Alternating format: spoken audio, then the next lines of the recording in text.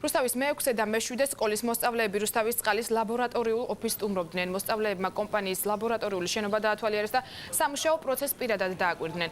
მე-10 კლასის მოსწავლეებმა კომპანია რუსთავის წყალში სტუმრობა თავად ისურვეს. როგორც ახალგაზრდების ქიმიის მასწავლებელმა განმარტა, ბავშვები აქტიურად არიან ჩართული სხვადასხვა პროექტში, რომლის განხორციელების შემდეგ პრაქტიკული ცოდნის გაღრმავებას ეწევიან. როგორც რუსთავის წყალის წარმომადგენლებმა აღნიშნეს, ახალგაზრდების მხრიდან მსგავს აქტივობებში ჩართულობას კომპანია ყოველთვის დადებითად შეხვდება.